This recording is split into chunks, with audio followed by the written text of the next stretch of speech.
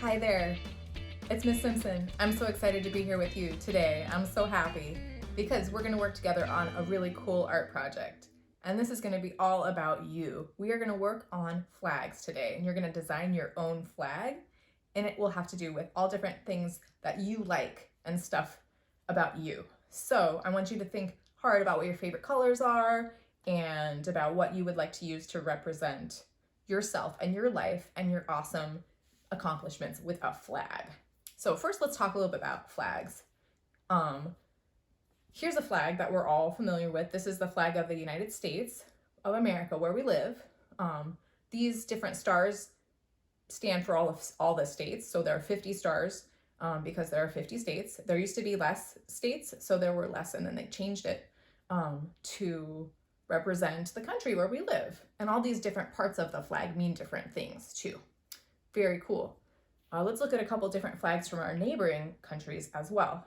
Here's a flag of Mexico, and the middle has a cool myth in it about the founding of Mexico City. So that's really fun to look up if you've got some time. There's an eagle sitting on a cactus eating a snake, and when someone saw that, they figured out where to build the city of Mexico City. Canada's flag, another country that's near us, has a red maple leaf on it, and this red maple leaf has stood for Canada for a really long time, longer than the flag has been around. I'm in front of the courthouse in Salinas, trying to show you these big flags. They're so cool. So the bottom one is the California flag. Do you remember what's in the middle of it? Let's see if we can get a better view.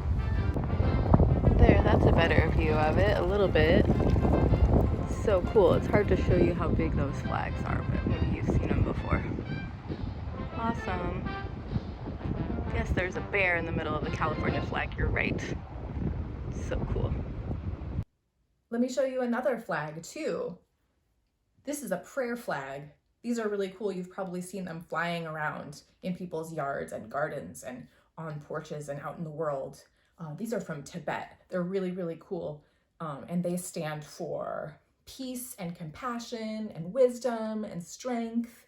And when the wind blows these around, the wind carries all this goodwill around. That's the story of those flags. So that's a really cool thing. And your flag can mean all different kinds of things. So this is up to you. You get to choose. I'll show you how to make a flag. So we'll start with something a little bit like this, and then we'll pick whatever you want to be in your flag and draw it on the flag and then color it in. I'm excited. Let's get to work. Are you ready to make a flag? I'm excited. This is going to be fun. Okay, so you've got two choices. You can make your flag take up your whole paper, or you can make a flag on a flagpole. So I'll show you the flag on the flagpole first, and then we can work together.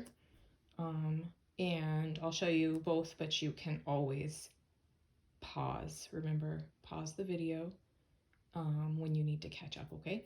Okay, to make a flag on a flagpole, what we're going to do is draw a rectangle that takes up about half of this paper. So it will end up looking a little bit like this. So half of the paper. So you're going to draw one line along the short side of a piece of paper, and it doesn't have to be a straight line, but if you want a straight line, you could use a ruler. Then you're going to draw one line that goes from this corner into about the middle of the paper. So right about the middle. And then you're going to draw a line that goes along the middle of the paper. And then you're going to draw one line that connects this and this. The next thing that you're going to do after you have your rectangle is draw a flagpole.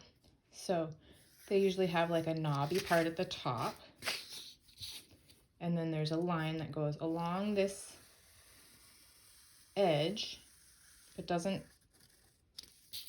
touch the edge, and then you can just draw one line if you want to, or you can draw two next to each other.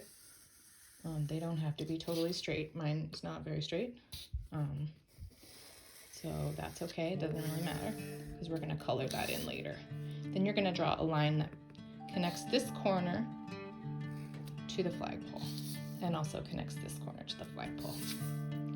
Awesome, you have a flag now. So the next thing that you're gonna do is figure out what you want on your flag. And because there's this big blank space down here, you can write your name on there if you'd like to. That's always fun. But the next choices that you get to make are about filling in your flag. So what would you like your flag to represent? Let's draw together for a little bit.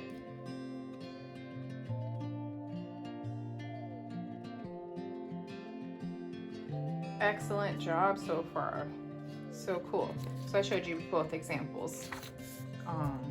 The next thing that you're going to do is pick colors that you want to fill in your flag. So what's your favorite color?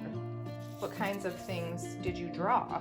What colors are they? Or do you want them to be funny different colors? This is up to you. Okay, let's work together, and remember, pause when you need to catch up.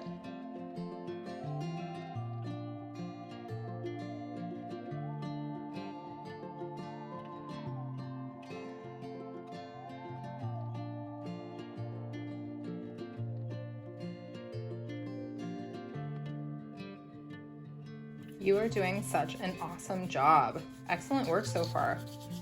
So remember, keep drawing until you're done with your work, and then we'll work on the next steps. I'm so curious. I wish I could see your composition and how you organized all of the things on your flag and the colors and what they mean to you. Because all of the places that the flags that we looked at represent, the colors mean a little bit of different things. And the symbols that the people used who designed the flag mean different things. It's very exciting. What a great job you're doing. Okay, keep up the good work. Your flag looks so cool. Okay, so there's the next step for the one that has a flagpole, but if you just have one piece of paper that has your whole flag on it, you can always use some of the same ideas.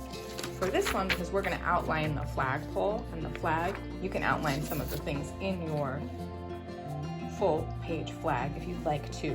But you may need a little bit more time to work on your big one than the people who chose to do the flag with the flagpole. So whatever you need to work on, this is a good time to work on finishing your artwork. And remember, you can always pause. So what I'm going to do is I'm going to color in my flagpole. So I'm just putting some color along there. Any color at all, it doesn't matter, it's up to you. And it can match your flag or it can contrast, which would mean that the colors are very different. That is up to you. So I'm going to outline everything so it looks really fancy. And then once it's outlined, I'm done. So cool. And if I've written my name on here, I can also decorate that with different colors. So here in this case, I outlined this here, and we can see there's a big contrast in between this color and this color, so they stand out a lot. Red and blue are far apart on the color wheel, so they stand out a whole lot. But green and blue are right next to each other on the color wheel, and they look like they're pretty close together, don't they? You can always use colors to help you like that. These ones contrast a lot too. Those are on different sides of the color wheel from each other. So orange and blue are on opposite sides of the color wheel, and that's called complementary. Here, let me show you. It's always fun to talk about the color wheel, but if you see, blue and orange are on opposite sides, so they're very different from each other. And so they stand out a lot, but blue and purple are really right next to each other, so those don't stand out quite so much, huh? You can always use this when you're using design or coloring different things in if you want something to really stand out. It's easier to stand out if you make it a really different color than what's next to it. You are doing such a good job. Excellent work. Thank you so much for working so hard. You did such a good job today. Your flag looks amazing. Your design is so cool.